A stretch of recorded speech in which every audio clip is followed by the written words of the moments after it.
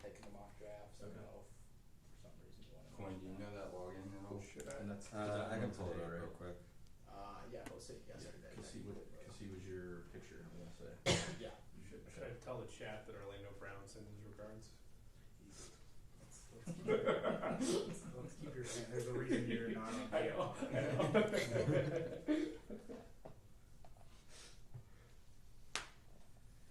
I couldn't believe that, man. I was at Universal. We got the alert. It's like, oh man.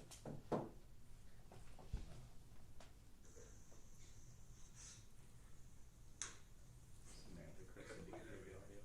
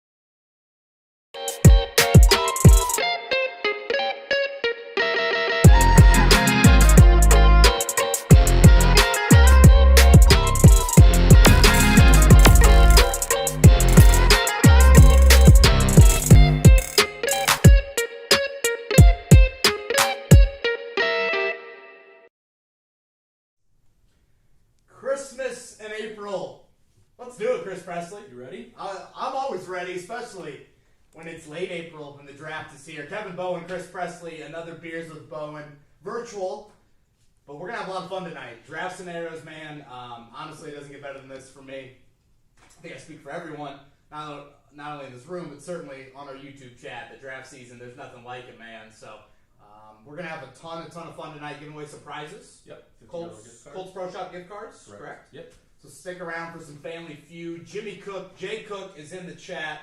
Policing, chaperoning. I don't really know what all he's going to do in there, but he's going to manage the chaos that is the chat, and he will be interacting via some of your comments and questions as well. So send those in. We'll get to those. We're going to break down a lot of scenarios tonight, Chris. I feel like that's kind of the bulk of this Beers with Bowen, but I'm super excited.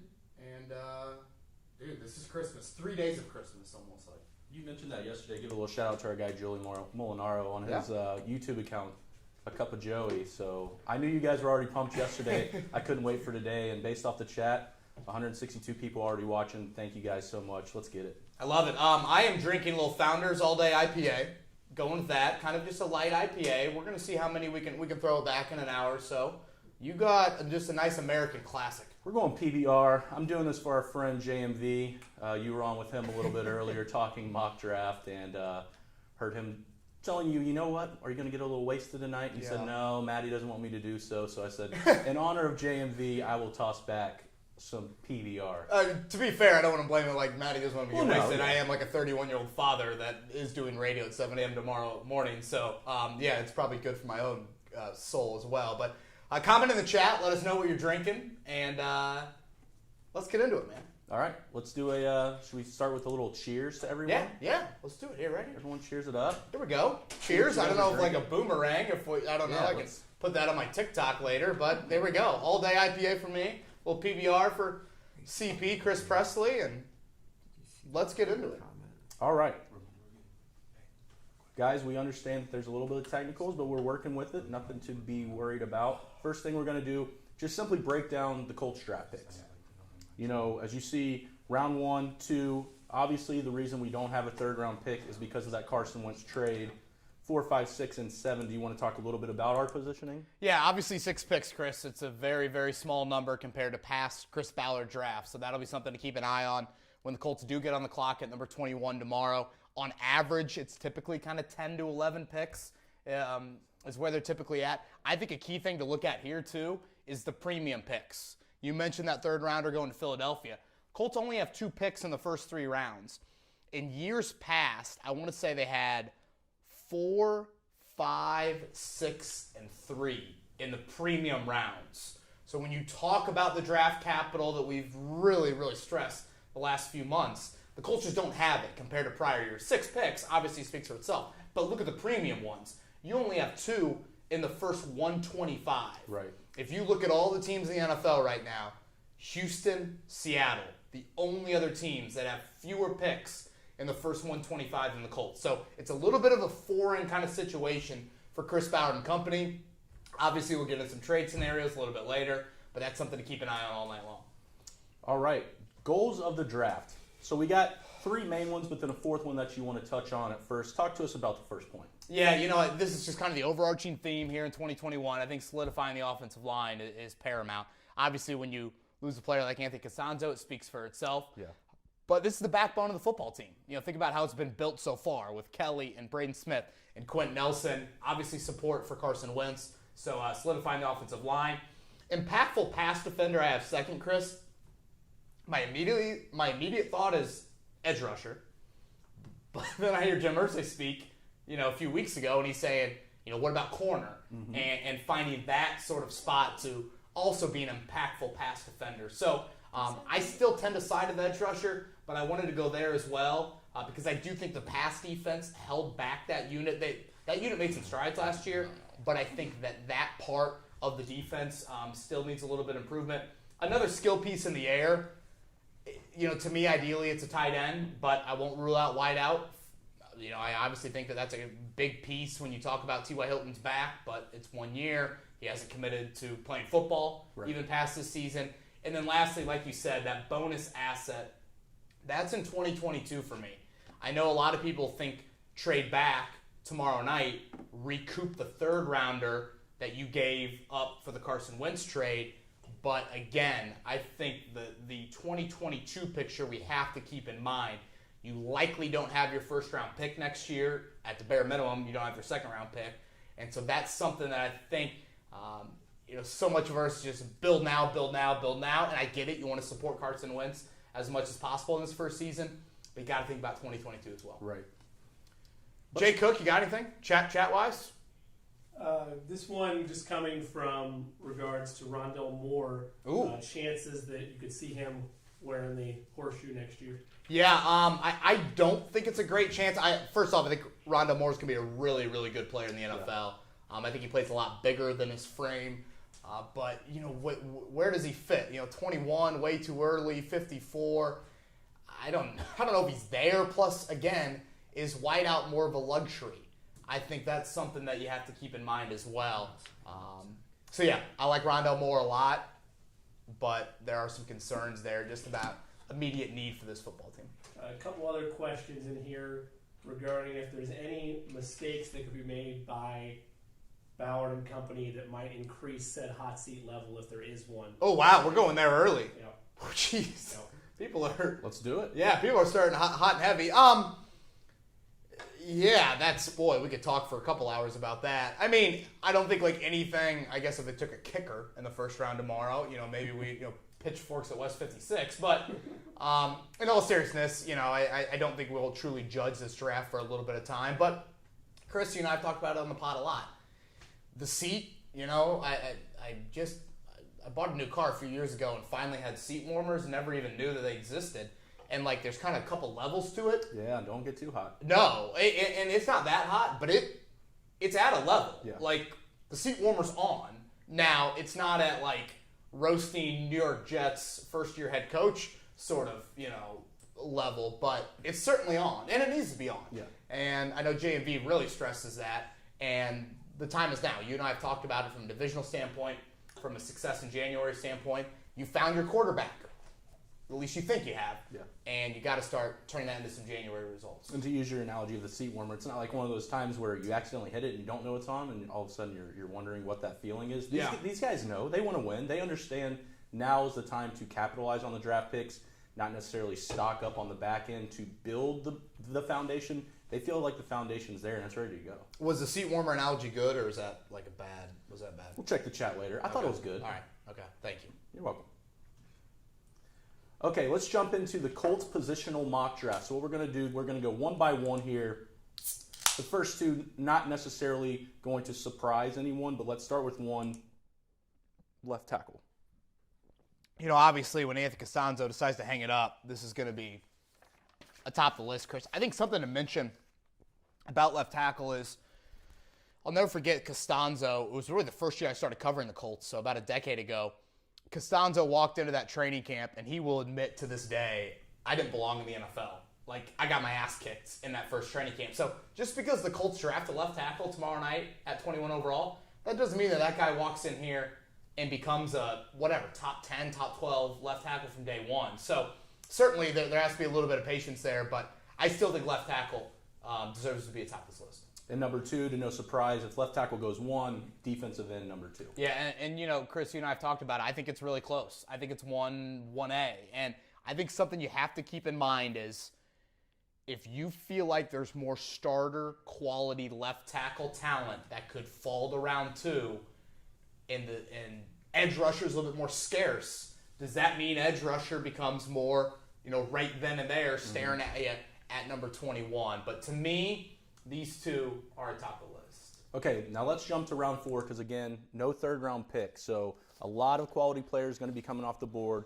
Rounds 3 through 5, I think you would agree with most people. That's where a lot of the foundation and guys kind of are found and built. So round 4, you're jumping to a tight end, which I know you're pretty high on. Yeah, I mean, I've stressed this need really since last draft, and they didn't take a tight end, and I still think it's there. Jack Doyle under contract for a couple more years. I know there's been some rumors about, possibly this could be his last season. Mo Alley Cox, you want to see a little bit more. Yep. Obviously still young in his football career, but you got to be a realist and also acknowledge that he hasn't entrenched himself as a number one tight end in this league. So I want a receiving type, and I just want to get younger. And obviously the draft pick is going to do that as well. So tight end is pretty crystal clear, kind of 3 on my need list. Round 5, you're going to address something that you already mentioned that Jim Irsay brought up with JMV in his interview, and that's cornerback. I do want to ask you a question after you explain the cornerback pick. Yeah, so, to me, edge rusher is still more of the need than corner. I understand what Jim Irsay's saying, and it makes sense. If you're going to say to me right now, who are the Colts starting corners in 2022? I say Kenny Moore, and then I kind of go, MJ shrug. I don't have a great answer for you on, is Xavier Rhodes going to play another year? Is Rock Ya-Sin going to take that jump? What about a guy like Isaiah Rodgers, who I really like, but, he was a 6th-round pick and mostly a kick returner for a reason. Right. Arvell Tell's coming back from the opt-out. So, to me, in this defense, Chris, edge rusher can disrupt an opponent's passing game more than a corner because you don't play a lot of press man. So that's why, for me, the gap is where it is. Now, and we'll get into this a little bit later, if the right corner's there at 21 tomorrow night, who knows? That's so going to be interesting. Yeah. I think that's something to keep in mind. Okay, with TJ Carey coming back, or a bit more of the recent news, yeah. Does that drop him, or does that drop that position down the board at all? I don't think it does. I mean, if you're talking need for this season, corner probably isn't that high. But again, TJ Carey, Xavier Rhodes, Chris, both 31, about to turn 32, and they're both on 1-year deals. Right. So if you're talking long term, it doesn't change it at all. If you're talking here in 2021, you can probably get by with your cornerback group that you have.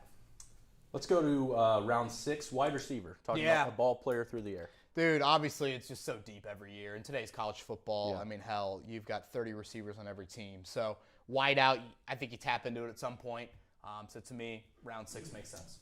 Side note, did you see what Joe Horn told his son why to become a cornerback? No. To that exact point, he said every too many wideouts. every kid wants to play wide receiver. If you play corner, your chances of making it to the league a lot better. I'll tell you what, his son is really good at He football. is very good at football. Yeah, very good at football. All right, round 7, you have us picking a safety. Yeah, I thought about linebacker. I don't really know what other position I thought about. D tackle, you feel good. Maybe O-line interior, but you did a lot in free agency. And so why not safety? I know you don't really lose a lot. Tavon Wilson, you signed Sean Davis. By the way, check out Sean Davis' Instagram. I know he mentioned it on the pod before. The dude is taking pictures with his wife and a live tiger. I assume it's a live tiger, not woods animal, like zoo animal. When they say the American dream, that is exactly what the forefathers were thinking. Yeah, only thing missing was the PBR, to be honest with you. So, Malik Hooker, he's not coming back. So, I don't know. Maybe a safety, sub-package, special teamer you throw in there with pick number 248. Now, before we get off this slide, I've seen people on Colts Twitter and Colts Nation asking, with the lack of picks, and especially if we don't trade back or trade a player, which we'll talk about later, to potentially get picks, is this a signal to you that we still might go out and get free agency? Yeah, I mean, I think you can still see some activity there. Obviously, once you get through the draft, the compensatory pick formula kind of goes out the window, so that doesn't hinder you too much there. I think I've shared the story before. The Colts a few years ago, they said to Dontrell Inman, here's your contract. If we draft a wideout, that contract goes away. They draft Paris Campbell. Inman comes calling back, and the contract's no longer there. So I do think that's part of this process with some of the veteran free agents. Jay Cook, what do you got? It appears to be within the chat. There's a couple that are riding the Zach Ertz trade. Yeah, Trade, excuse me. I don't love it, to be honest with you. How old is Ertz? 30? 30-ish? To me, he's too similar to what you already have. 30. He'll be 31 in November. 31 in November. He's too similar. I want, and we'll get into some of the tight end names, Chris. I want the basketball. I want the detached tight end. The guy might only weigh 235, and he might not be a great blocker, but that's what I want. I want a little bit more vertical. To me, at this point in Ertz's career, too possession-y. I mean, nice guy. I mean, nice. I'm sure he's a nice guy. Went to Stanford. Who knows? But Jack Doyle can do that job. Yeah. It's kind of how I look at it. And again, 31 in November, I'll be 31 in July. It really sucks when you hear that these guys are old for the NFL, and here I am sitting on this Nickelodeon seat bringing you the mock draft. I know. Chris has got a boot. I'm turning 32. We just, What else we got? You mentioned tackle in the first round. A name thrown around within the chat is Tevin Jenkins out of Oklahoma State. How would you feel about that if he gets who the Colts ultimately end up going with? Yeah, I like that dude on my football team. I don't know if he's a left tackle at this level, but when you hear Chris Ballard repeatedly say, find the best 5. Right. He said that often, Chris. That's starting to kind of resonate with me a little bit. Tevin Jenkins can play football, and he can play it in a mean way. So that is an interesting name that I'm glad you brought up, Jimmy. Yeah, when you say find the best 5, because there's already been the Big Hugh moving to the left, which Irsay said that he obviously could do, but kind of downplayed, and then Braden Smith moving to the left side. So find the best 5 for sure. We're going to have a Jay Cook. You guys know the parlay that he gives with Dan every day from noon to 3. He's going to give some bets, some draft props later on in the show. One thing I did want to mention, Chris, before we get into draft depth. Right now for the Colts, plus 145 to take an O lineman with their first pick, plus 260 to take a D lineman, plus 500 to take a corner. My early thoughts, and we got lucky last year with the Michael Pittman hit. That was plus 1,300.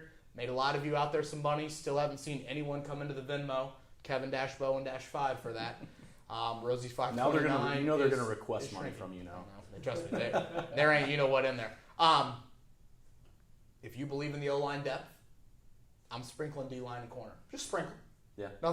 Nothing crazy, but you want entertainment for tomorrow night. Yeah. Sprinkle it. The draft props are awesome. Ooh, they are. And I would say no free ads, but PropSwap does sponsor your podcast, so I'll throw them a little bit Yes, in there. definitely. Absolutely. Shout out to PropSwap. All right, let's jump on to the overall draft thoughts, and this is where I want to give a big shout out to the production team.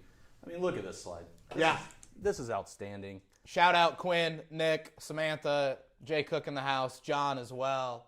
This is beautifully done. Chris Ballard, I don't know if he loves these faces or not, but he looks pretty happy. Certainly in the green and yellow. I don't know about the red. But this is our depth.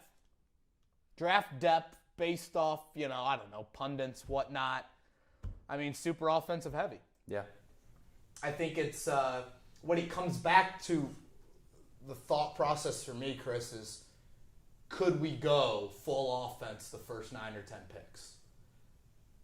It seems like it's a possibility. Where will Patrick Surtain go? Yeah. Where will J.C. Horn go? Is Micah Parsons going up there?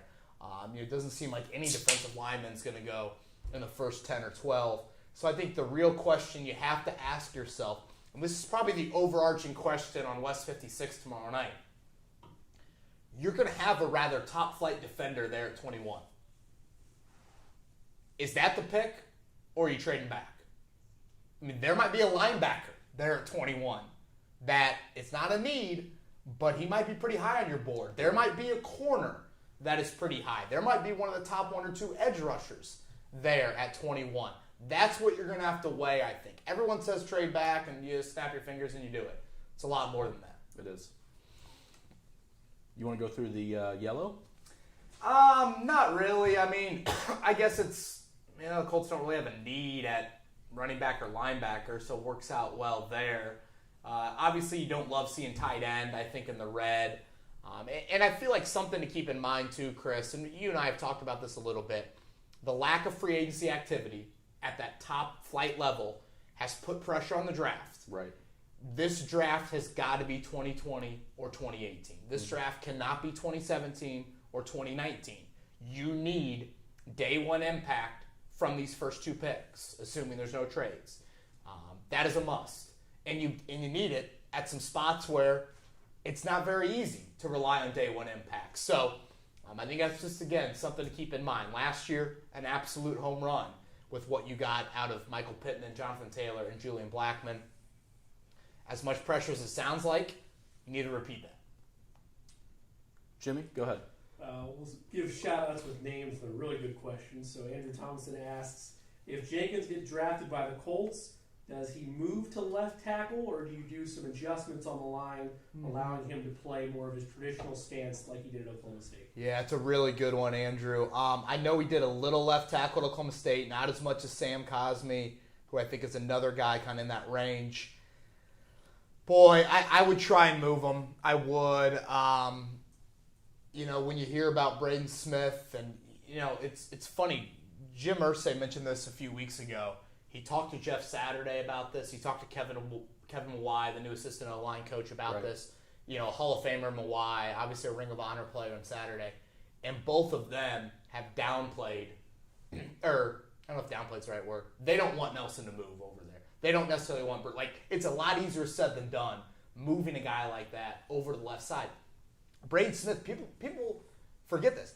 He almost was exclusively a right guard at Auburn and played a little bit of right tackle. So, he hasn't even been on the left side.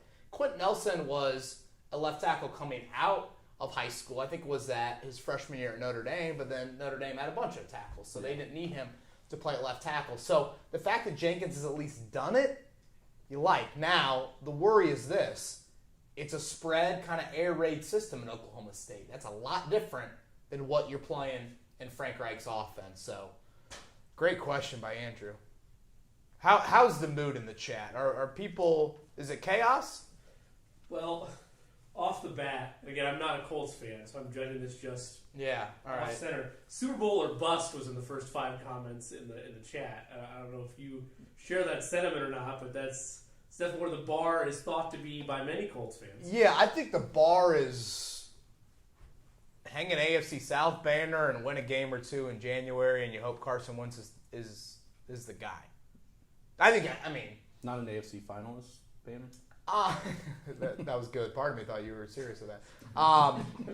Unless Patrick Mahomes or Josh Allen, their right arms stop working, I think you got it. It's a little bit more than that. Got to win the division first, right? Yeah. Anything else? Are you taking an Uber home? No, I think I'm good. Honestly, this is my second all day. I think I'm good. I'm fine. I filled up a little bit of the back left tire earlier today. It was a little bit low earlier, so I'm sorry, Maddie.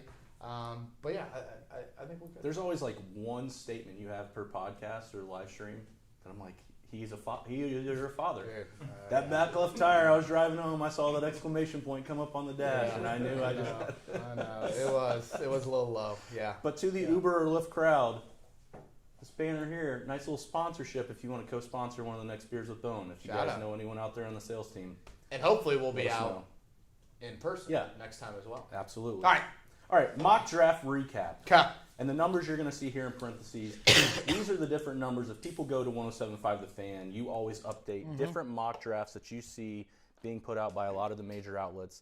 And this is where they see the Colts drafting their first pick. Correct. And we'll have one more tomorrow. That'll be the final one. But here we go. This is the rundown. Obviously, the Miami DNs atop the list, but I'd say good variety here for the most part. The quarterbacks, as you can see here, they were, pre Carson Wentz signing. But yeah, I would say for the most part, DNs, offensive tackles, that's been kind of the popular consensus here at number 21. All right, now we are going to jump to, actually real quick, on the recap. Yeah. You mentioned the articles on 1075thefan.com. Yep. You just put up your latest mock draft. Let's talk a little bit about all the articles that you put and the hard work that you put in and where people can go find those. Yeah, 1075 The Fan, as Chris said, we'll have plenty of content all weekend long. We'll have an article after every pick is made. We'll have some additional articles throughout the 3 days of the draft. So bookmark that website, head there. We've got a lot of off-season content. We'll have some emergency podcasts as well, and then we'll kind of come back with a Monday wrap-up pod. I think Monday morning will be good for that. But, yeah, stay tuned. 1075thefan.com. We'll have plenty of draft content late into the nights, early mornings, Thursday, Friday, Saturday. Okay, next slide, we're going to talk about the positional wrap-up. And these are just the numbers in terms of the mock drafts collectively. This is where a lot of the mock draft people and outlets are seeing us in terms of positional players. And number one, actually defensive end over offensive tackle. And I know you in the past, just like a lot of other Colts people, you could kind of see the flip-flop depending on where that falls. Does this shock you at all? Not too much, because again, I think when you look at the depth of the draft, there is some depth at offensive tackle. If you look at the edge rusher, the first couple that come off the board, it kind of hovers around 21. So I think it speaks to a lot of mock drafts of best player available fitted into a need as well. So I think that's what you're seeing here. with defensive end being the popular one. And right there, Mr. 305 with the turnover change. How about that? Phillips, that's a popular name. that a lot of Yeah, people are that's a saying. big medical red flag for me, Chris, Yep. to be honest with you. You hate to say it, but when I hear concussion and retire, I don't love it. Hell of a football player, though. All right, so to the meat and potatoes of this live stream, and that is the mock draft. Let's jump to... Before we get into some trades, Okay. we will have draft scenarios. We're going to have about 6 scenarios that we're going to break down here in just a little bit. We'll still have Family Feud coming later, some Colts Pro Shop gift cards as well. We're going to talk trades here on the next couple slides. Jay Cook, what do you got? Yeah, Adam Bauer wants to know if the show has been rebranded as Sips with Bowen. Wow. Jack. Adam, my man. I mean, I got to... Why- Right now what we're going to do is... Why did you say his name? I mean, I thought you said only the name would be used for good questions. That was a good question. I think like in a power hour, this is a point where everyone just takes a cheers. We'll just cheers here. We'll take a nice little swig. Gosh, Adam Bauer. We might get the helmets next time. Colts helmets with the little beer cans on the side with the tubes. Yeah, right here. I mean, that's section 622 written all over. Love it. I love that. What was the score? Don't remember. Gosh, boy. What a shot. All right, All right, draft pick points. what do we got? Moving on. Let's explain these points, and this is something Yeah. that NFL GMs and scouts have done for years. Basically, coming up with an algorithm that gives them proper draft perspective. Trades. This is all about trading up, trading back. Your picks are worth these values. It helps you have a chart, easy to follow, blah, blah, blah. We know the Colts have traded back a whole lot Right. with Chris Ballard. So I just want you to remember some of these points when you think about it. If you're crazy out there and you want to research it, feel free to. If not, let's flash up a couple examples for some possible trade up, trade back. Yeah, in terms about what we would get. So on the first one, trading up, we would get New England's 15th pick, 120th pick. Trade with the enemy. Trade with the enemy, get 21 and 54. So this is, again, a trade up. Right. Likeliness, probably not. But just to give you an example, like you said, Chris, you're going to give up your first rounder, your second rounder. You're going to get 6 spots higher, and you're going to get a 120. So what's that, round 4, if I'm not mistaken? So just to give you guys an example of like, Rashawn Slater is still on the board. Devontae Smith is still on the board. Oh, this is just a little bit of what a trade up would look like. Obviously, it goes against so much of what Chris Ballard has done. Right. When you only have 6 picks this year, you only have 6 next year, it goes against a lot of that as well. But I did want to make sure that we mentioned that. And now let's on the opposite side, trading back. So on this one, we would get Buffalo's 30th pick, their 93rd pick, and then a round 4 2022 pick by giving up our first rounder and 54. So again, Buffalo comes screaming up. They want a running back, maybe Najee Harris. I don't know. That looked pretty good in that Buffalo offense. You move back. You get the 3rd round of this year, and then like we talked about earlier, Chris, don't forget about 2022. Right. Like I think that's important. I know it's only round 4, but you got to think about that a little bit. Now, you're also giving up your second rounder here, which probably isn't ideal. I don't know if that 100% adds up now that I look at it, but whatever. I also think it's something to remember, Chris. The Colts last year traded away Quincy Wilson for a pick. For me, I don't see an obvious player on this roster you're trading away for a day 3 pick. Okay. I'm curious if... Feel free to chime in on the chat if you guys have a player that you think. Jimmy, if anyone mentions a player, feel free to throw that at me. Jordan Wilkins, I feel like might be a name, but it's like he's a 4th running back. What are you getting for a 4th running back? Tyquan Lewis? You need Tyquan Lewis in your football team. Right. Like, so I just don't have a lot of great names. Quincy Wilson was pretty obvious. Former 2nd round pick, not a great scheme fit. Previous coaching staff draft, played in that draft. So I don't have a great one. Now, if you want to draft a tight end and people are high on a Mo Ali Cox, No, I need him. I need depth. And I don't think this tight end draft class is good enough to where that guy comes in day 1 and he's a guarantee. Perfect. Okay. Assuming that there will be trades done by the Colts throughout the draft, Yeah. outside of Wentz, is there anybody you see as untouchable for the Colts? Oh, wow. Jeez. If I'm the GM, no one is ever. Sure. untouchable unless it's probably Mahomes, to be honest with you, not to feed your ego any. But, yeah, I mean, in some manner, Nelson, Leonard, sure. Is but T.Y. untouchable? Oh, I mean, I would trade T.Y. for the right price. Hell yeah. Yeah, no one's untouchable. I don't care if they're on the side of Lucas Oil or they're the best golfer on the team. Anyone is tradable. A lot of work to get those banners back up, KB. Hey, sport graphics, whatever, no free ads. We can easily make that work. I mean, this is an 11-5 football team that lost a wild card. No one is untouchable here. Did anyone mention in the chat, like, player names? Matt Adams was one. I mean, what do you get for Matt Adams? You know, it's just, I just don't. You know, Quincy Wilson, again, former second-round pick, going to the Jets, who had relationships with the Colts. So I just don't think this roster has a lot of that right now. Ben Banagou's name was thrown out. Yes and no. God, I sound like Andrew Luck when I say that. No. Quincy Wilson has done more than Banagou, which might sound crazy, but Quincy Wilson started some games, played decent football in some games.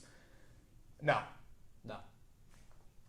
All right, are we going draft scenarios? We're good on draft. Let's go to scenario A. And again, I love these. we have about 6 or 7 of these. Scenario A. So we're going to go right here. Round 1, Round 1. round 2, round 4. Right. And then we're going to come back at the end. We're going to evaluate all these scenarios. And this might be my favorite part of all the Beers with Bowen we do every year. Not the beer. Well, that's kind of a given. But Okay. I think the draft scenarios, debating Yeah. this stuff, the back and forth, we'll throw some trades in some later ones. This is what I love. Yeah, and this is where we get to talk back and forth with you guys. We do it every Beers with Bowen regardless, but this is the most interactive one, and it should be, because it's not only your Christmas tomorrow, it's all the Colts fans that are waiting to Right. see at midnight whoever we pick at 21. I'm guessing 10:15 p.m. Let's do an over-under. 10:15 Over-under in the p.m. chat, 10:15. And we're going over 10:15 or under 10? Colts are on the clock at about 10:22, now that I think about it out loud. Okay, official, no more bets, 10:22. Yeah. We'll see what they say. All right, so scenario 1. Darisaw, who Ian Rappaport today had a tweet about.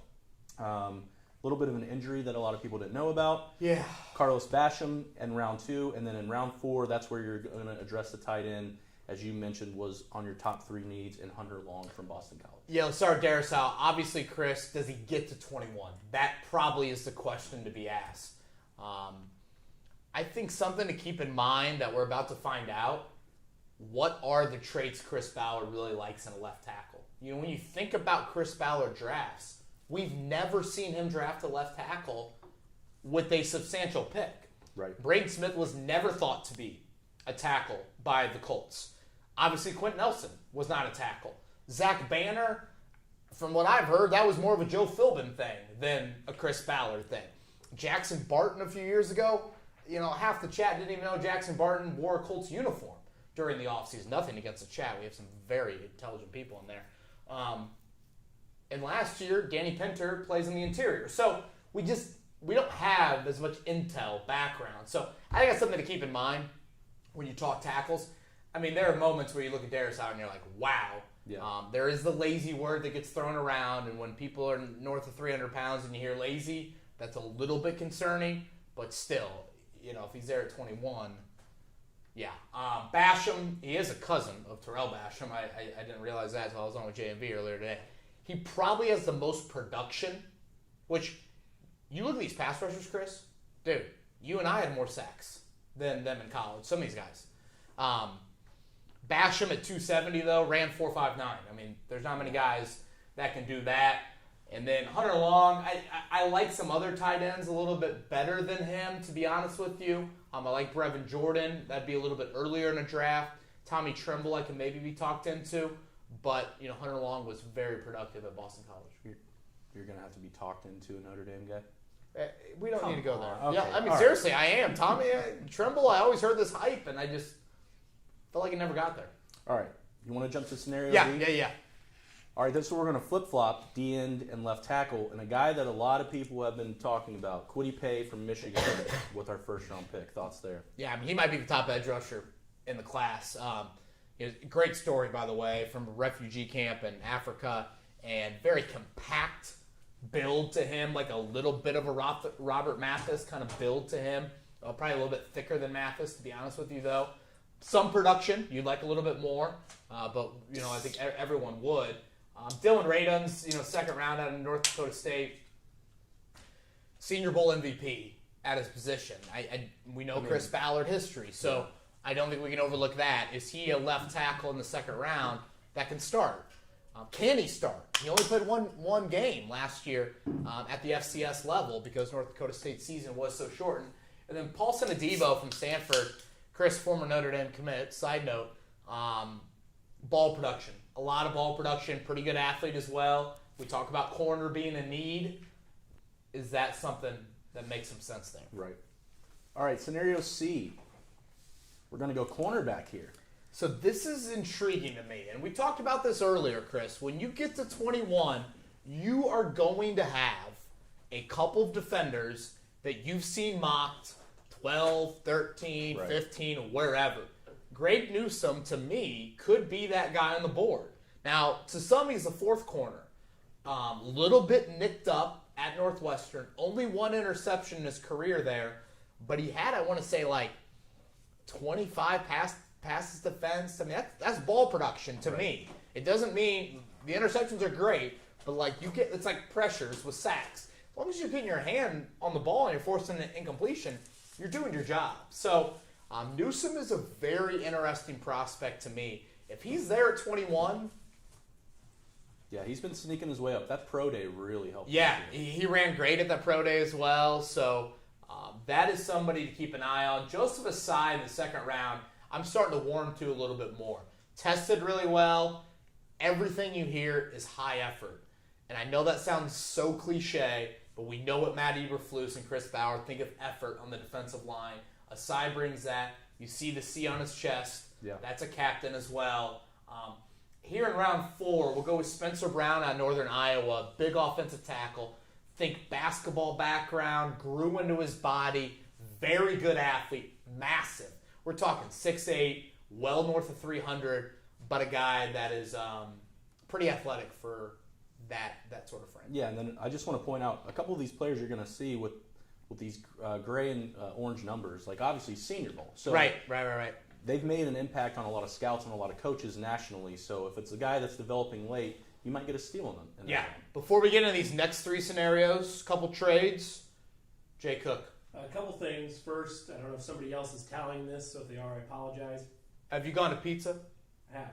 Okay. It's about 18-1 in favor of the over on your timestamp that you put together. Somebody else. So the draft starts at 8. It's 10 minutes per pick. The draft coverage, so, I mean, it'll be like 8:26 you're right, before you're the right, first you're pick. right. Well, Adam Schefter will let us all know who's drafted before anyone Yeah. on ESPN anyway. So. I don't know. Maybe 10:42. Maybe that's wishful thinking by me. Travis Johnson asked, if the Colts do decide to go the way of a rookie offensive lineman early, how much do you expect the likes of Quentin Nelson to elevate and assist in the development of said lineman? Yeah, Travis, that's a good point. Go back to Darisaw, Chris. You hear lazy. You play next to Quentin Nelson, I don't think you're going to be lazy for very long. So, and it's funny, I watched, don't tell anyone this, but as I was driving down here tonight, I watched With the Next Pick on my phone. I shouldn't have said that out loud, but anyways. The tires were aired up. Yeah, Don't we're worry good. We're about good. it. We're good. There's no one on the roads. I mean, it's a rainy night, blah, blah, blah. Anyways, in the draft talk, there's a lot of will our locker room, and this is the war room with the next pick scout stuff, will our locker room help that player get to, where he needs to be? And again, I know some of us might look at that and be like, that's stupid. That's, way too much like character-y talk. It matters for the Colts. It does, yeah. And so I do think that's a really good point by Travis. Any more, Jay Cook, before we... That's it for right now, but I'll keep you posted. How's the mood in there? I'm always worried about the mood in the chat. I feel like it can get a little bit dicey in there. There's a level of optimism right now. Also, a number of chat members have said that if you need a ride home, just text them. They'll take care of it for you. Oh, perfect. Great. You don't have to worry about Uber. Yeah, we're good. Saving money here. And, they can bring me back in the morning because Exactly. I got morning radio. Exactly. Yeah, they'll love that. All right. Yeah, exactly. Yeah, 6 a.m. Come on down. All right, let's go to a trade up. Okay. So in this one, we have a trade up with New England where we would get number 15. Right? give up number 21 and 2021 fifth rounder and get a 2022 third rounder. So we're getting 15, 54, 127. So yeah, 15. You have your normal 54 here in round 2. You still have your normal round 4 pick there in 127. And what did I say I was giving up here? You're going to give up our first round pick, a fifth rounder for this year as well, and then a third rounder for next year. Yeah, so you got to give up a little bit of capital to move up there. Rashawn Slater. Now, is he going to get the 15? Probably not. But this is it's funny. I was listening to something today, Chris, where what is your best bet to be a Hall of Famer in this draft class? Like, that's high freaking praise. Kyle Pitts, Penei Sewell, and then it's probably Rashawn Slater. Like, again, I know that might sound crazy, but, like, think Zach Martin. Guy that is going to come in here and you just play him at guard in the NFL and he'll make a bunch of all-pros. I mean, similar to Nelson, obviously. So if he starts to fall and you want to play the best 5 offensive linemen, who knows? Tremble here in the second round is interesting. Like I was saying earlier, Chris, I'm probably biased because I'm a diehard Notre Dame fan, but you just always were left wanting more. He had some drops. You got to acknowledge that. Now, his position coach at Notre Dame, John McNulty, on Frank Reich's staff when those two were in Arizona. So you know there's a connection there. Frank Reich is getting the ideal read. I know a lot of people have made a lot about Frank Reich being at the Notre Dame Pro Day, this and that. First off, he was at the Pro Day, but he's got that connection with his position coach that not every coach in the NFL obviously has. What you do like about Tremble is this. He's a bit of a pawn you can move around. I don't play chess. I don't even know if pawns can move around, to be honest with you. So that could be totally wrong. I think pawns can go anywhere. Can they? Okay, good. Or like four. It's not. You know what? Back to you. What I'm getting at is versatile. H-back, inline, maybe detach, but you can just do a lot with Is that why we got 24 here? Yeah, I mean, the new numbers now in the NFL, who knows there. Patrick Jones, the more I think about it, I just don't like this pick in round 4. Kid out, voice crack there. The kid out of Northern Iowa, Ellerson, the name isn't all the way in the forefront of the brain right now. He's a guy that I like, a little bit more of a better athlete, Jones to me. I don't even think he tested at his pro day. Some decent numbers. Pittsburgh had a couple ends that were had some nice production in college as well, but that's the trade up scenario. Again, the likelihood, pretty minuscule, but I wanted to throw that in there just in case. And as you mentioned on a previous podcast, you would take Pat Fitzgerald in a heartbeat if you ever got rid of Brian Kelly. Look at the amount of talent he keeps putting in the league. I know, and Slater opted out. He didn't even play for him last year, and they still got to the Big Ten. Yeah. Pat Fitzgerald. I mean, there are NFL teams that want him like no other. All right, let's have fun with the trade back scenario. Okay. On this one, we're trading back with the Green Bay Packers, so we're getting pick 29. We're keeping pick 57 and obviously 127. But what we're going to get, so we're going to get 29, we're going to get 92, and we're going to give up our fourth rounder in 2022. Anything, Jay Cook, before we get into this? Okay, third rounder, obviously you're going to recoup that. So this is the move back. Was it Green Bay? Is that who he said the trade back was? So Green Bay, they come screaming up. They're winning now. They drafted the quarterback last year. They need to keep Aaron Rodgers happy. A trade back here, you recoup that third rounder, like we mentioned. Now all of a sudden you've got your normal 7 picks. Now I didn't throw the round 3 one in here just to kind of keep it a little bit more balanced. I probably should have now that I think about it. But Cosme at 29. Is it a little bit early for him? Maybe. We heard Chris Ballard talk last week, and what did we hear him say about a guy moving to right tackle to left tackle? Needs to be a premium athlete. Cosme is that premium athlete. Now, is he the ideal left tackle? When you watch him on film, is it perfect? No, but this is a captain of Texas, and I think part of Chris Ballard, and honestly Frank Reich, and this was an issue in the Grigson-Pagano era that I don't think is an issue in the Ballard-Reich era. We're going to draft the talent, and you got to freaking develop the talent. That is such an issue in draft picks working out. And I know that sounds so elementary, but we forget about that process. Now, I'm not sitting here saying Bjorn Werner would have worked out in a different defensive scheme or Philip Dorsett, this and that, but You even see it in the NBA. The Pacers haven't drafted very well lately. Like, it takes two to tango when you're talking about the right fit and the amount of development here. With a guy like Cosme, is he athletic?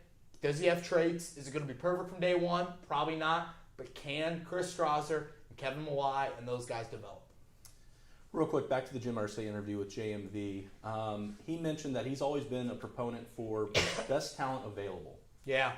Does that play a part in the GMs that he's hired in seeing the best player available depending on their boards? Maybe a little bit. To me, Chris, I'm a big believer in it's best player available to your positional need. You can't get too far in the weeds of if the best player available tomorrow is Najee Harris, you're not taking Najee Harris at 21. As much as that'd be the wildest video game, team ever created, this isn't a wishbone. You aren't. Yeah. As much as I'd love to see the Colts run the triple option in the wishbone, but that's for a different story. So I do think it's best player available with a little bit of positional need. I've got Joe Tryon here in the second round. I like the body type, 6'5", 260. Now, he opted out. You got to sift through all the opt-out guys. Some production there, which you like in college. I think something that I'm falling into too much of a trap of, Chris, and I want to caution people out there, we all think edge rush, pass rush.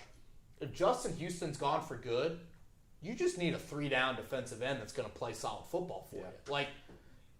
At 6'5", 260, is that a frame that can do that for 10 years? Maybe. So I think that's something you have to keep in mind there. Nico Collins, big wideout, tested well, never lived up to the hype in Michigan. Blame Harbaugh and draft him. All right, we're going to go to our final scenario before we get into grades. And then, Jimmy, do you have anything first? Jay Cook? So I'm going to modify this question a bit. Pete Veo asks, and you might not know this, Kevin. So Dockage of you to eat during the telecast. How many times has Ballard traded within the draft during his tenure as GM?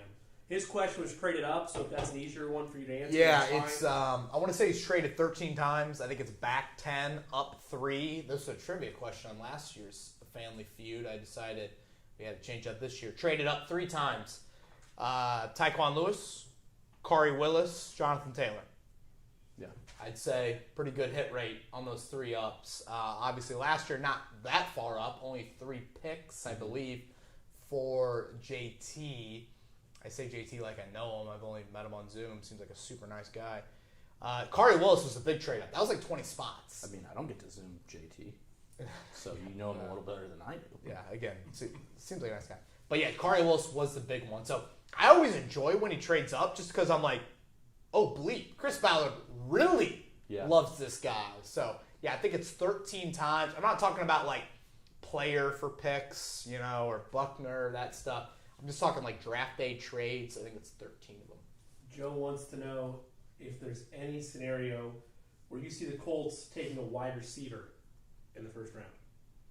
Well, Joe. Whoa. I mean, talk about a segue. Why Here don't we we go, get to Joe. Scenario F. Wow. How about this?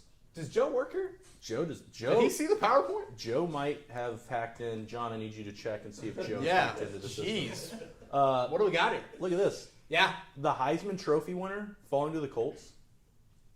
Yeah, you got to take him, right? Yeah, and I know this is probably a long shot, but I feel like I've seen Devontae Smith falling. People are worried about his weight. I don't care if the dude weighed 140 pounds. He dominated the best conference in college football. He dominated the playoffs. Wherever you threw it, that's Marvin Harrison. That is a flat-out stud. He could fall down and not break any tackles in the NFL, and I'd still take him. So, to Joe's point, yes. And again, we talked about this, and I was texting Rick Venturi last week about this. In a way, the Colts have kind of cornered themselves with only 2 selections in the first 125 into the needs. Remember what we talked about, our goals at the start. Solidify the O-line, a.k.a. left tackle, impactful pass defender. Right. I feel like they have kind of pushed themselves into that corner. But if that dude's there at 21, here's the card. Open up your beer, Chris Ballard, and have a good Thursday night. And Carson Wentz open up many beers. I don't know if Carson's a big drinker, but, open it up and, celebrate, because that to me is, you don't think twice about it. Yeah. But to Joe's question, I put the cut at 3 wideouts. Jamar Chase, not going to get there. Jalen Waddle, sounds like he's not going to get there. Devontae Smith, probably not going to get there. That's it. Elijah Moore, Kadarius Toney, all good players, great players, but no. Right. It's got to be those 3. Yeah. And the beauty of social media and YouTube and everything like that, at the end of this, we can just put Devontae Smith is too small. Hopefully get the GMs thinking about it. Might fall to us. Never know. Liam Eichenberg here in 2. When I hear Brian Kelly say he's better suited to be a right tackle in the NFL, I get worried. That's a lot of candor, public candor from your head football coach. I do think Eichenberg would make you sleep decent at night, though. Pretty solid guy. Jacob Harris is a guy that I really like out of UCF. A little bit slender. You can kind of see it in the picture, but think basketball, think receiving type. Pretty good production, pretty good big play stuff last year. Yeah, I was going to say the big play. That body size fits Yeah. what you want out of the Colts. All right, real quick, everyone in the chat, go ahead and tell us which scenario is your favorite, because we're about to rank them out of 10. And that time, we'll do another cheers real quick. It's about time. Boy, I'll tell you what, the all days are starting to get to Kevin. Uh-oh. Man, this is where you never know what comes out of the mouth here. We got, what do we got, about 15, 20 minutes left here for Beers With Bowen. Appreciate everyone tuning in. Seems like we got decent numbers. Jay Cook, how's the chat? We good? Still full of optimism. Okay, full of optimism. I Strong. appreciate a comment like this. Lawrence Owens says, scenario F, well, we are building like the Chiefs now. So, there you go.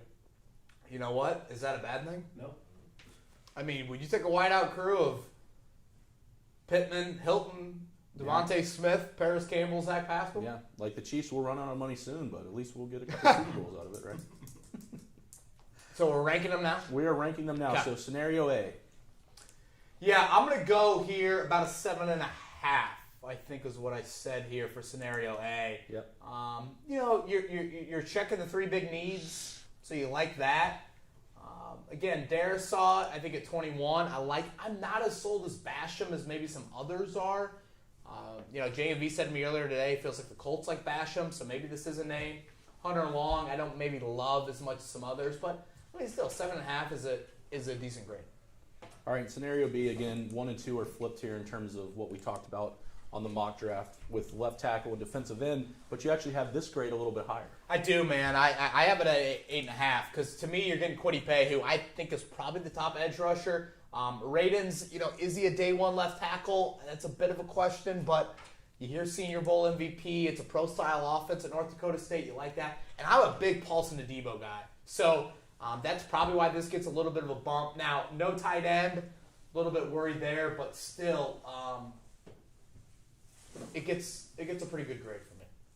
All right, scenario C, even though we addressed the cornerback need early, like Irsay said, you have this pretty low on your rankings. And is it because of the offensive tackle so late? I think it's just because of that. Like, Greg Newsome and Joseph Asai as a duo, that's nice. Like, I think that helps your defense. But, I go with 6.5 just because is Spencer Brown your left tackle of the future? Like, this is a guy that played at the FCS level. Where's the tight end? So I do like these first 2 picks, to be honest with you, but it's just a little bit lower for me.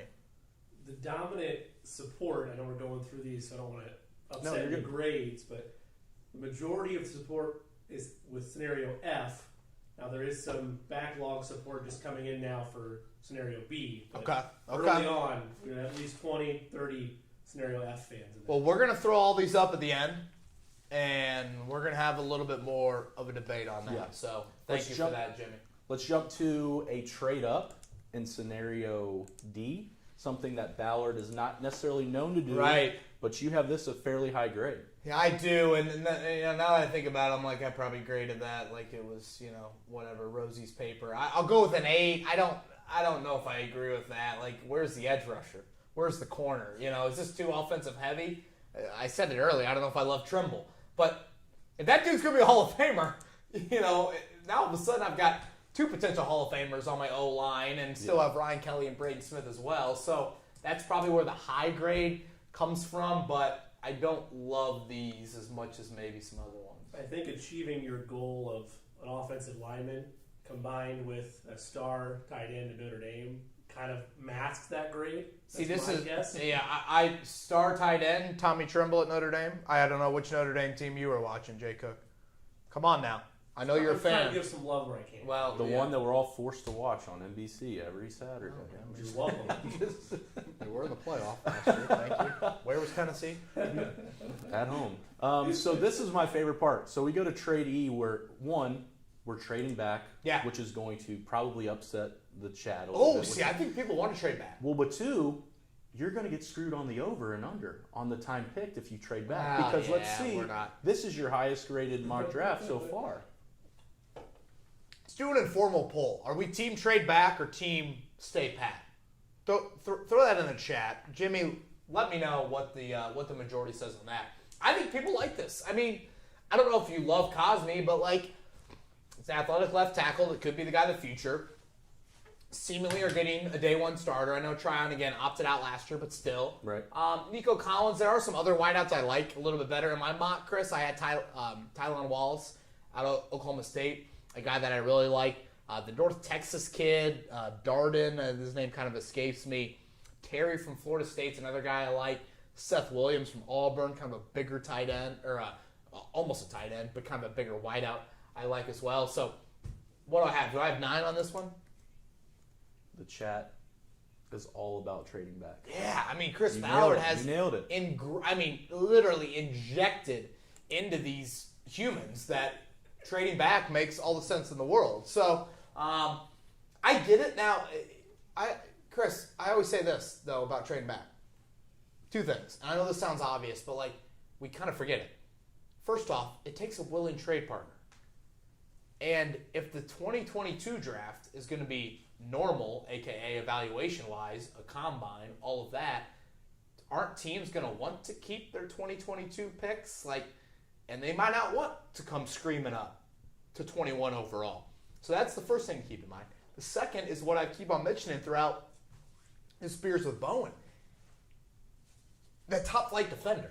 If that's there, Yeah. you know, do you go there? We know the Colts have hit heavy on the fronts in the Chris Ballard era, especially linebackers as well. But kind of D-end and corner, there's been some misses there. Just because there's misses there doesn't mean you stop swinging. So you keep on going there. So I think those are just some things to keep in mind. Did you also pick that because of Green Bay? Once a trade up, there might be a wide receiver there that they need to have on their offense? Definitely. I mean, that was part of it. You know, I think Green Bay, obviously, how they lost that NFC title game, it hurt some of my pocket money-wise. So, yes, trade up. Be better, Green Bay. All right, scenario F. This was the one that I've got a few burps coming on with you all day. Do you? It's Yeah. burps with Bowen? It might be. I'm sorry, Samantha. We're going to go to scenario F. With What do we got? F? F, which I know a lot of people in the chat were saying this would be a dream scenario at first. Yeah. But you have this graded lower than a lot of the other picks, and you have this at 7 out of 10. Tell us why. Yeah, man, I do have that low. Where's the defense?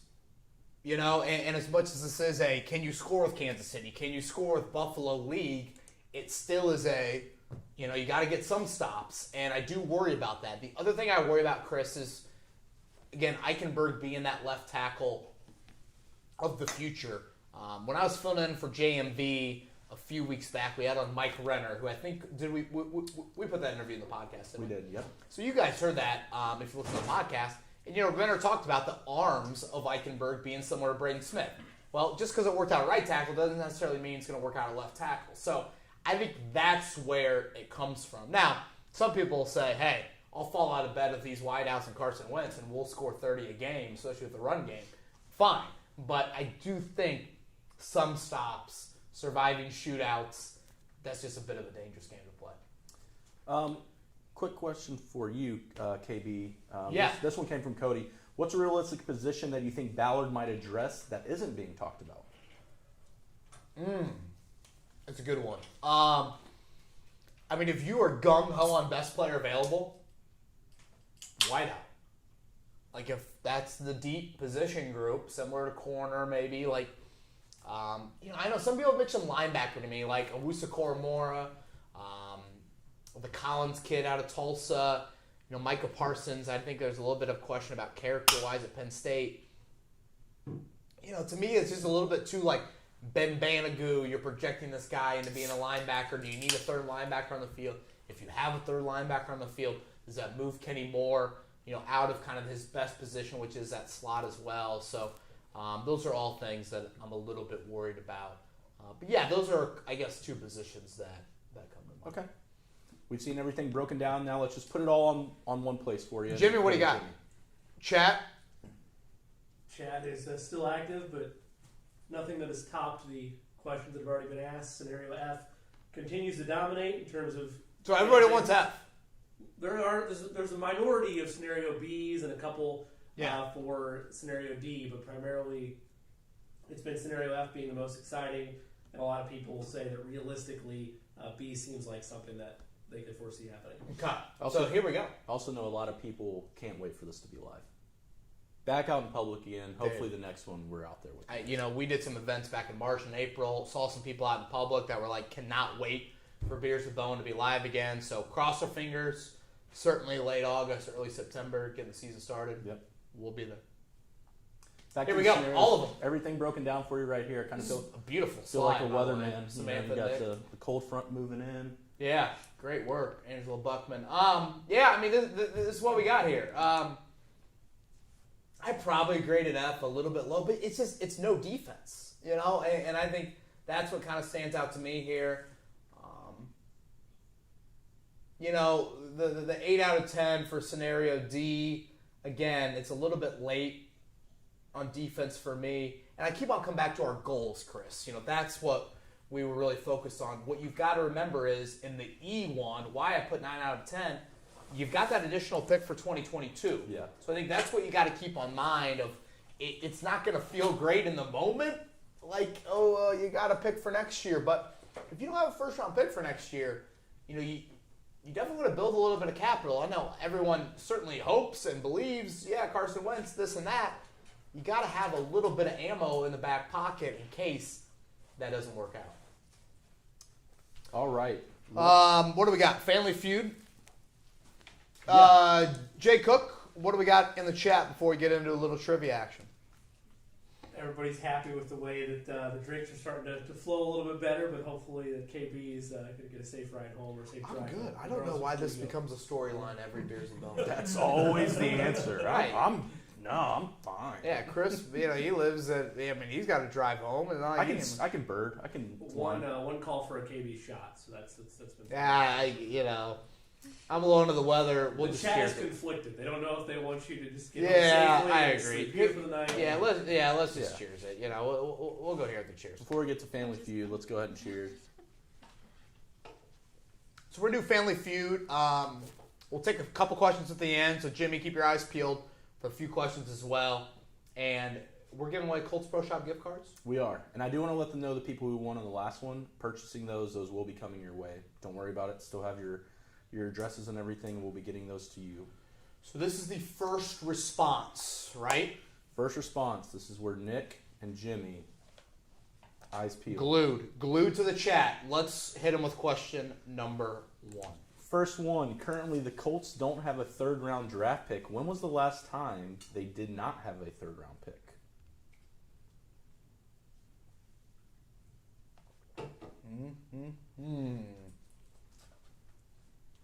All right. This we don't have to think too long and hard at this. Jay Cook, you seen anybody? This is before show prep. No? There's no answers yet. Here. No answers. Oh, there we go. But I don't have a key, so. Oh. Come on now. We got to give Jay Cook the answer key. I have Colton Owens with the first answer, but I need to. Nope, keep going. It's a little higher than that, chat.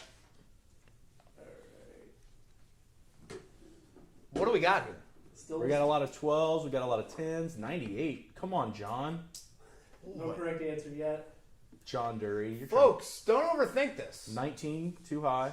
They're all over it, though. They're all around it. You're all around it. Nail it. Let's go. Last time they didn't have a third-round pick. They had a lot of second-rounders in this draft.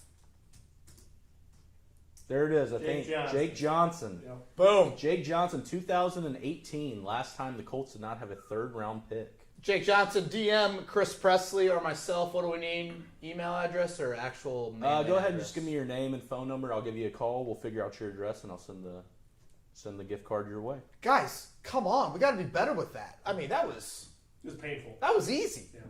2018, Colts traded out of the third round, back into the second. Took Tyquan Lewis, 4 second-round picks that year. Didn't have a third rounder. All right, question number 2 of the Colts 2022 starters. Wait, do we like the mustache? Is this what you're being Steve Harvey? Yeah, Okay. a little bit, yeah. All right. I was trying to figure it out. I thought so. I just want to make sure. Yeah, I think it looks. I mean, I could kind of grow that. Go ahead, man. I don't know, man. Thought it was natural. Yeah, I think it is now. I feel like if you have that mustache, the football you're referring to is not the football Right, that we I know. watch. I'm like, all right, Italy World Cup. Here we Right, go. yeah. All right. All What do we right, got? all Number right. 2. 2022 starters in last year's wild card game. How many of those players were drafted by Chris Ballard? Oh. All right, here. For 22 starters last year in the wild card. How many were drafted by Ballard? I mean, hell, there's only 21 guesses, so how quickly can you put in 1 through 21? I guess 1 through 22 into the old chatter.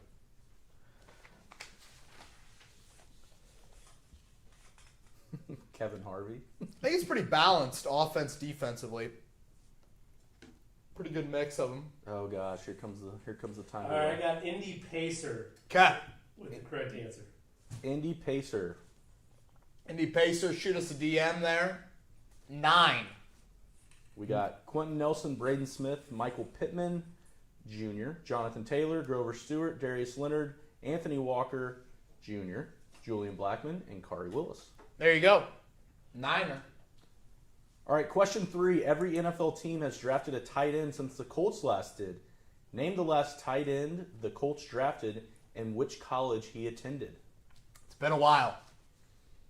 I know it's a song I try to sing, but my voice is holding on by a thread right now.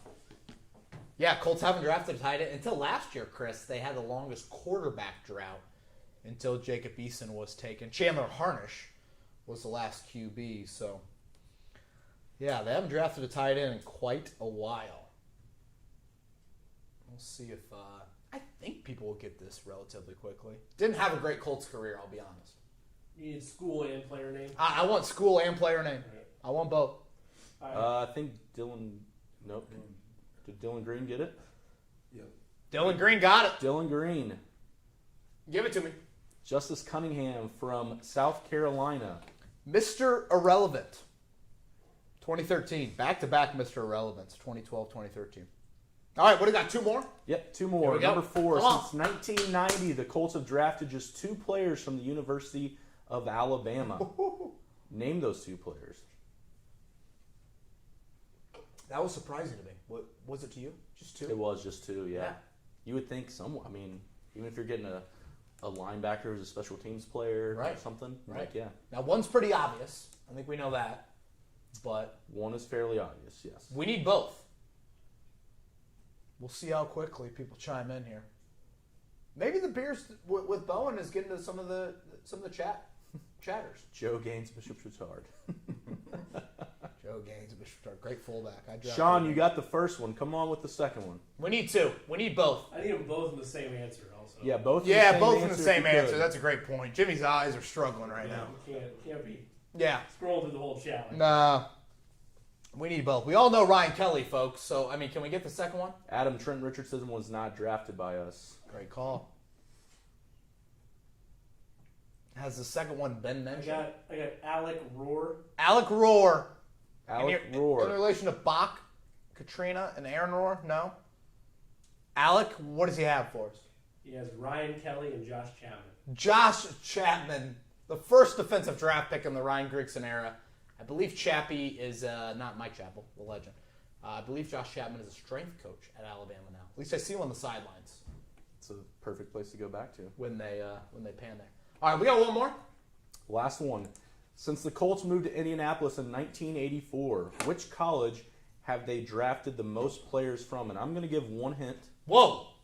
One small hint. If you listen to the podcast, Kevin has mentioned Fair. me with this team. I don't like that hint, but all right. Is that too fine, big? Fine. I think it's too big. You Go think ahead. it's too big of a Yes. hint?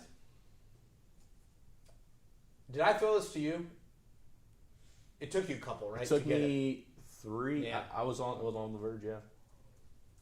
Who we got? Anybody?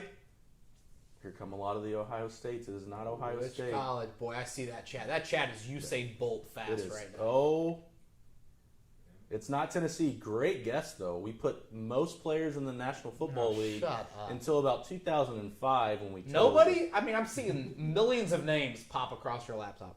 It's all Tennessee. Look at that. They understand me. The people know Rocky Top will be back at some point, probably when I have kids. C373. C373. Sounds like a bot.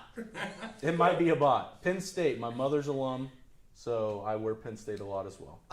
Jay Cook, we're going to come to you for the parlay and field a few questions as well before not the parlay, Yeah, correct. just some bets. I've got to go to the bathroom, so we only have about 5 minutes left here. But Rob Windsor, Chris, the only Penn State player they've drafted since 2004. That was surprising to me. It was surprising. Yeah. Last year, Yep. Windsor. He's a name I keep on forgetting about at defensive tackle there. All right, Jimmy, give us a few draft bets. Folks, this is Jay Cook. You can find him on Twitter. Give it to the people. So a couple different prop bets placed for tomorrow. You cannot do on any of the major sportsbook apps parlays with this, so we just have to go with straight bets. First, in terms of value, Kevin already touched on this a little bit, but you can select the exact playing position of the team's first drafted player. Yeah. For the Colts, with the value, I decided to go D-line. That's plus 200 odds. I don't know if we're sponsored by a particular book. So. We are not. I saw 260 on a particular book. I agree with you, Jimmy. I think you sprinkle that. Can you guys hear in the chat real quick? Can you guys hear Jimmy when he's saying these bets to you?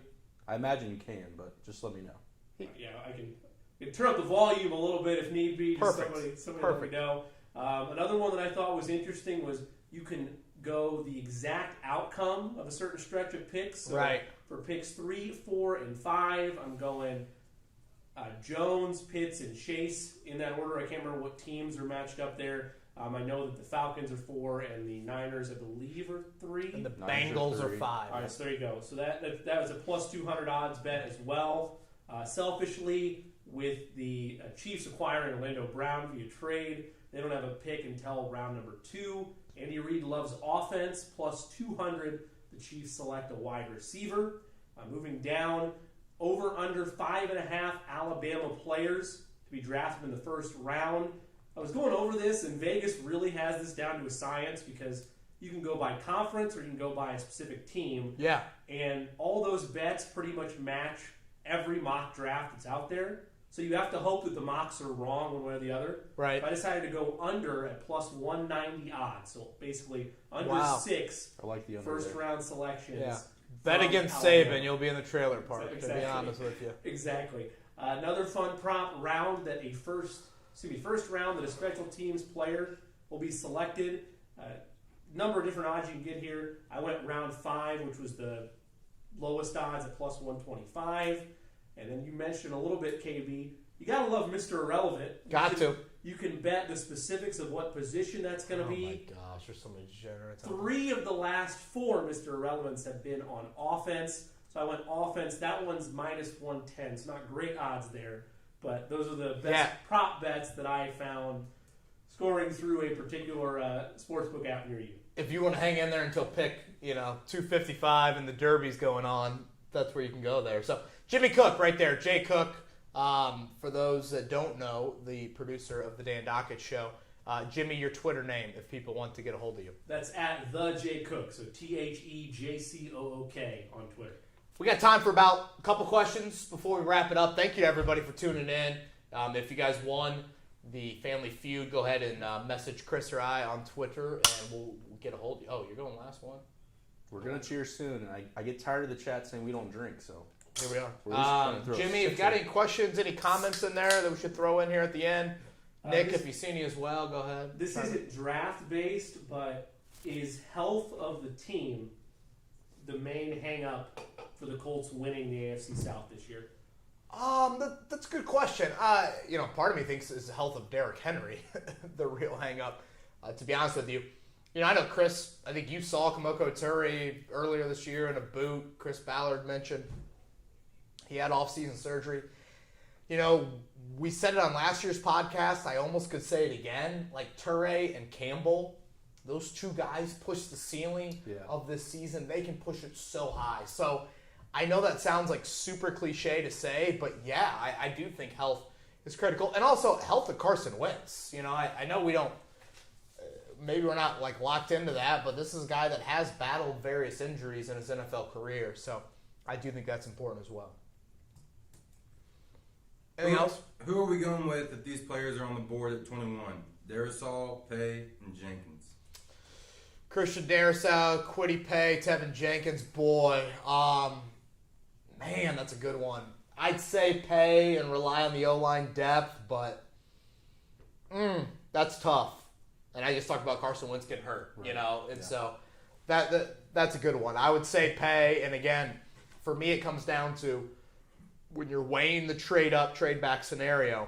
If I've got, let's say, in the top 60, Chris, I've got 6 offensive tackles, and I only have 3 edge rushers, and we're there at 21, like that's where I think you got to go edge and rely on offensive tackle a little bit later. Let's do one more.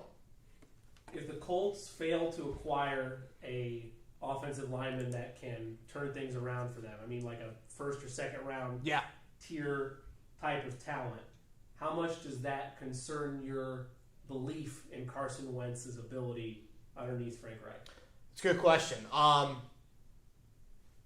Yeah, I would say definitely lessens it. I still think it's a pretty good offensive line. I don't want to lose sight of that. But, this is a great unit when you have an Anthony Costanzo in place. So it would shrink it a little bit. I really want to see Wentz in the preseason. I know the preseason can be overrated to a degree, but I would really like to see that. So And Eason.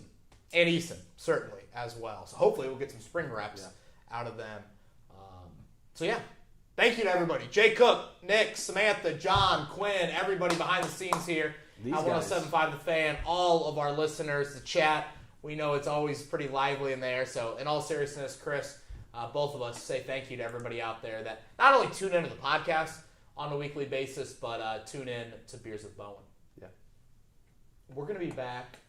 Little emergency pod during the draft, but we'll be back, Chris and I, in studio Monday morning, coming at you, recapping the picks. Like we said earlier, 107.5 The Fan will have all your written coverage all week long. Enjoy the next 3 days, everybody. Thank you to tune in with Beers with Bowen. Everybody have a great week, great weekend, and we'll talk to you either on the weekend or Monday. See you guys.